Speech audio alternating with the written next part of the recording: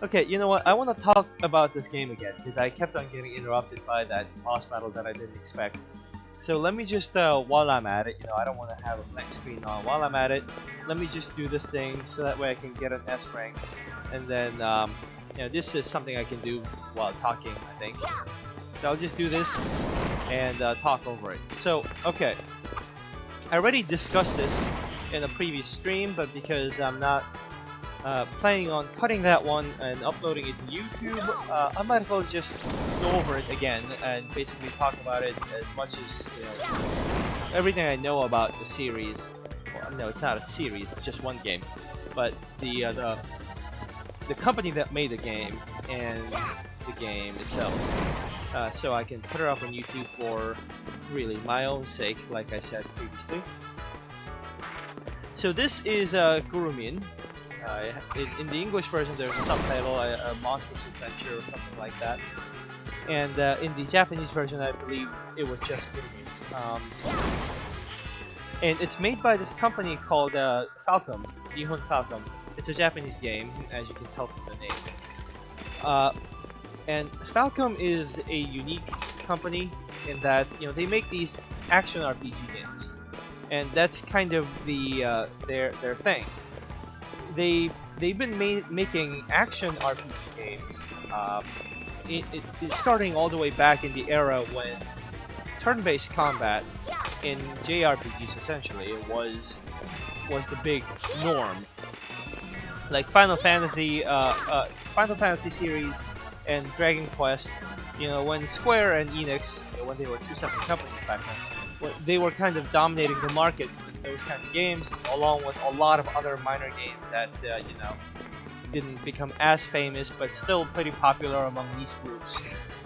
So this is back in the days when turn-based JRPG was the thing. It was the popular thing in the market, and Falcom decided to make games that are action RPGs. So think like hack and slash basically. Think like Diablo kind of style if I were to compare it to a game, a Western game. And I don't know if this was their first game. I don't know the exact history. I'm not a game historian or anything like that. But to my knowledge, like the first one that was a big hit coming out of Falcom was the Ys franchise. Ys spelled YS. And as far as I know, that was their big hit. They may have some other titles in the past, but I don't know. And the company made Ys and Ys 2, which were major hits, and they also they are known for basically three series shortened as XYZ, the X standing for one of their games called Xanadu, and Xanadu next. I've never played the Xanadu game, so I can't say for sure. But that was the name, and that's what X is, and then Y is for Ys, and Z for Zwei, as in the German word for two, Zwei. Yeah, so those are the three big games that they make, and the other one that's not in the XYZ is Legend of Heroes. That's another big franchise. I'm fairly certain it was that. I mean, if I'm wrong, I'm wrong, whatever. Somebody will yell at me for being wrong, but that's the price you pay for talking on the internet. So yeah, the company's known for those games, and Ys especially was a big hit, as I said multiple times already.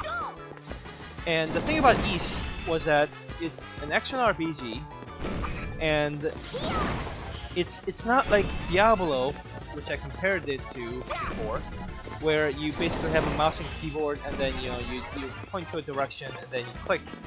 So there's no clicking in Ys, or at least the first two games.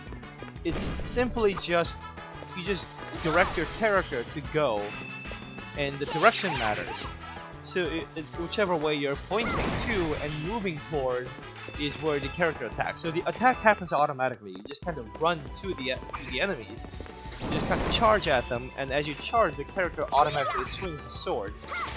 So it was a very different idea and something that a lot of people liked. Although it wasn't, I don't think it was ever as big as like the big turn-based combat JRPG games. And as you can imagine, like I was just saying, you're pointing to and clicking. Yes, so the games were also PC games, and this was again in the era when console games were the bigger, were like the mainstream for these RPG games by Square and Enix, or Enix as it is called in Japan. And yeah, they were making PC games using keyboard and mouse interface, and because of that, a lot of them actually, as far as I know, could not really be ported to consoles, if I'm correct. I might be completely wrong on that, but either way, their main focus was PC games, PC action RPG games, and that's kind of what they were known for. And because those games were never as big as the turn-based games, I don't think the company ever got that big. It was like a mid-sized company, but you know, it was a niche thing that they did, and that goes along with Sivai as well. I've never played Xanadu, so I don't know what that game is about actually. But Sivai, I know for sure, is another action RPG type game. And that game I've played all the way through. I've actually 100%ed it when I first got it way back when I was in like high school. And same with this game. So because I've always been more of a PC gamer than a console gamer, yeah, I've never really had any consoles growing up. So yeah, I was always a PC gamer. And because of that, I have fond memories of games from Falcom. And they always tend to have really catchy music. The Gurumin music is not my favorite, but the music from Ys and Sivai are quite good. And I would like to stream those games in the future because you know, the reason I'm playing this now, this Gurumin game now, is that it just came out. Well, it didn't just come out. It came out relatively recently on Steam. And of course, as you can tell, in the English version, it was fully voice acted. It's not just a shitty port. Pretty impressive. So that's why I got it again when it came out, because of my memories, and I kind of wanted to support the company that's localizing these games and then bringing it to Steam. I forget who the publisher was for the English versions. It's like Exceed Games or something like that. I don't remember exactly. But I kind of wanted to support their efforts. So despite having completed this game way back when I was in high school, I actually did 100% this game. Although my memory is really vague on that now, so I might be forgetting a lot of it as I play along. But back then I played it all the way through, and despite having finished it, I decided to get it again on Steam just because I want to support them. And speaking of the publisher that's bringing these games to the US, well, not the US, bringing it to the world really through Steam, they are also bringing the Sivai games over. And they have actually in the past brought several of these games already, so they've been available on Steam for a long time. And Legend of Heroes 6, I believe, is also available on Steam. I am sure that they are available. I have seen them. So yeah, check it out if you're kind of into that. In this particular game, Gurumin is definitely not Falcom's best game. It's one of their more recent games, I think. Recent still like 10 years ago, but it's still. And to be honest, I'm not sure if Falcom still is in business now, because it was a pretty small company back then, and it was kind of a niche games maker. So I don't know if they're still around. I hope so, because I really do enjoy a lot of their games, but I don't know. And this Gurumin game, as you can tell, is kind of goofy. It's a game that does not take itself seriously, and it has like a quirky sense of humor throughout the whole thing. Oh god. And a pretty cute art style. Like none of the enemies are threatening. They're all very childish, deliberately. That's by design. With like hear that sound effect when she's jumping. It's like a boing. You know, that's not what you expect from a character jumping, but that kind of shows you the tone of the game. And you'll see later on when I go back to the town that has an incredibly small hub world. Other than the world, like the world map that I was traveling earlier, just kind of wandering around for different stages. But like the town in this game is incredibly small. It's just got like 3 buildings and that's it.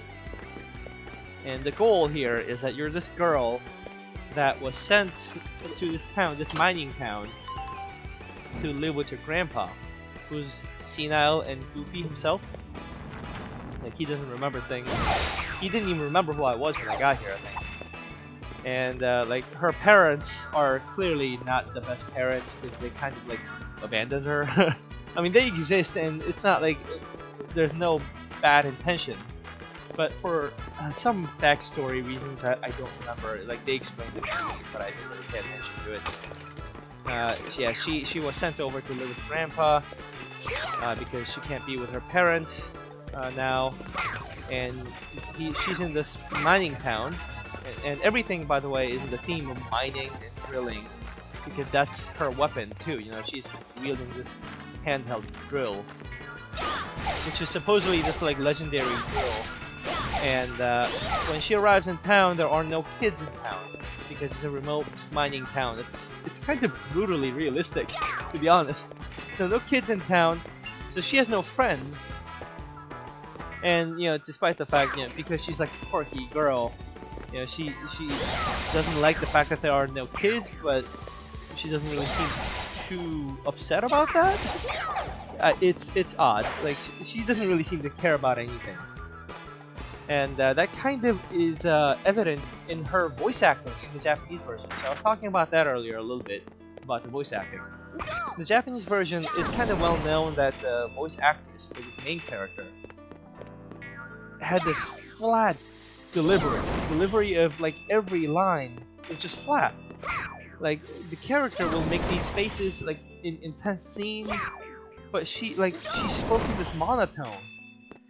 I don't know who the voice actress was, but whether that was intentional or not, if it was intentional, which may well be, because this, like a lot of this game is jokey and kind of like quirky, and it's deliberately kind of making fun of everything. It's kind of like lazy by design, let's say, and so maybe the voice acting was intentional. But either way, the dialogue delivery was very flat, and in the English dub, whoever the English voice actress is doing virtually the same thing with a flat delivery, and I'm thinking that was intentional to stay true to the original game, and I kind of appreciate that if that was the case. So okay, going back to the plot of the game, so you arrive in this tiny little town, which actually I'm not gonna do this little plot thing just yet, so I can go back to the town and kind of take a look. So if I go to the town, okay, so I arrived through this alley right here, which I cannot go back to. It says like she doesn't want to go there anymore. And then you come down, and there's my grandpa, and there's my little home, well, my grandpa's home, which is 2 stories, and there's nothing in it. And then there's a little street. There's like a couple people walking around. There's a store, like food store, which is where you get items for your healing items. And then here is the general store where they sell equipment. And here is a bank. And that's it. That is literally it. And then nothing in the back here. And the bank is inaccessible at the moment. I think you can go in there later. But is it bank? No, it's not bank. Why am I calling it the bank? I don't know where that came from. It's not a bank, I don't think. I forget what it was, but yeah, look at that. It says English up there. It says something lab, general lab. Yeah, so I think that is a building that I can go into later, but not now. And these 2 stores are the only ones I can go into, and then there's these 2 couple people walking around who can do things for you if you have certain items. And that's it. This is the entire town. That's it. Nothing else. It's so small and simple. And then you go in this little hole. So like, yeah, this girl comes to this town, discovers there are no kids. She's kind of bored and she's wandering around, and then she discovers these little monsters hiding in the streets, like behind trash cans and things. And she talks to them, and the monsters are freaking out because like apparently they're invisible to humans, except to children who have, I guess, like a pure soul, so they can see monsters. I don't know, like the typical cliche thing. So she can see them, but nobody else can. And that's kind of a running joke actually. Like the monsters are childish and they do these goofy things like prank people, and townsfolk are like oblivious, but as if they know what's going on, and being oblivious, like faking being oblivious. It's kind of a joke throughout the whole thing. But yeah, she discovers that the monsters live in this little hole. Like if you go through this little hole and there's a wall, if you keep going, a gate appears, and then you can get into this monster village. Like this one monster village. That's it. This is their village, and it gets destroyed by the bad guy that you just saw in the boss battle, with the little kid with the bat wings and the helmet. And yeah, he destroys the village, and the monsters all run away. So you have to go find them. You have to go rescue them if they've been kidnapped. If they're hiding, you have to go find them. And then you have to rebuild this town. Like this guy, I helped him rebuild by bringing his boombox back. So now he's back home, and his ruins have been cleaned out. And eventually, this becomes like a full house, like as I build them. And that's the game. And you know, in the world map, you have different stages that you have to complete, and at the end of each stage is like an item to recover this town. And once you fully recover it and defeat the boss, that's it. Very simple. Okay, let me just okay, so he wants furniture, which I have like a couch. Yeah. Where did he go? Human town. Okay, the dog. Okay, so apparently the French guy that I just rescued is in town. See, monsters do that. They just kind of go out to the town and goof around, and you have to find them. And there is a dog. Okay, the dog's right here.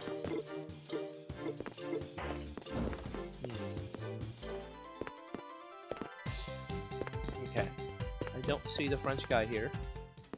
Is he hiding somewhere, maybe? Okay, he is not in here. Okay. Oh, and when you go into the monster town the first time, there is a no, let me just, okay. When you go to the monster town the first time, there is a drill. Well, the one she's holding right now, and you can guess basically what happens. It's the cliched Excalibur story, basically. You know, the drill is like a legendary drill, and it's in the middle of the town, and it's like nobody's been able to pull it out of the ground, and she goes in and she just pulls it off the ground effortlessly. So she becomes the hero to save the. Okay, there he is. Bonjour. Okay. Yeah, see, he wants a couch, which I have a couch. Yeah, so I found it already, so I gave it to him. Ah, excellent. That will bring him back to the village. Excellent, he's back home.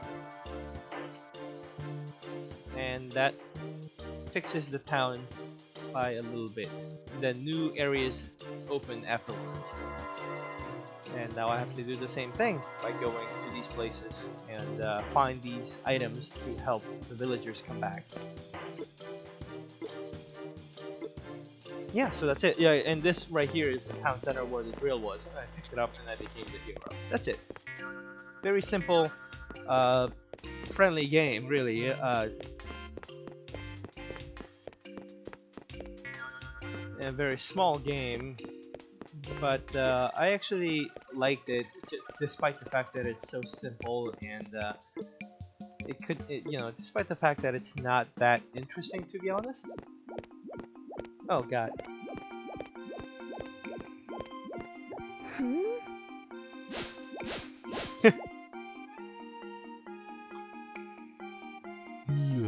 I see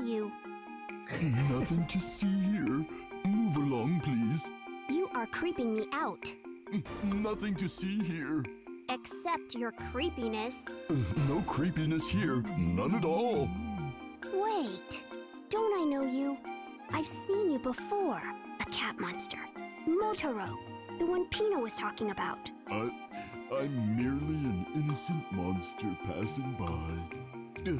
Oh, this really? is our first meeting, young lady. It is almost dinner time, so I must bid you farewell. Hey, wait up!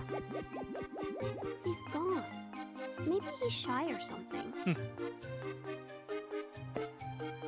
Okay, yeah, so that's the game. If you're into simple, peaceful games that you can kind of play without stressing yourself out too much, and you like these cutesy Japanese art style, just for a peace of mind. Oh, fire, of course. Yeah, eventually you get little puzzles like this as well. It gets a little more complicated as you go along.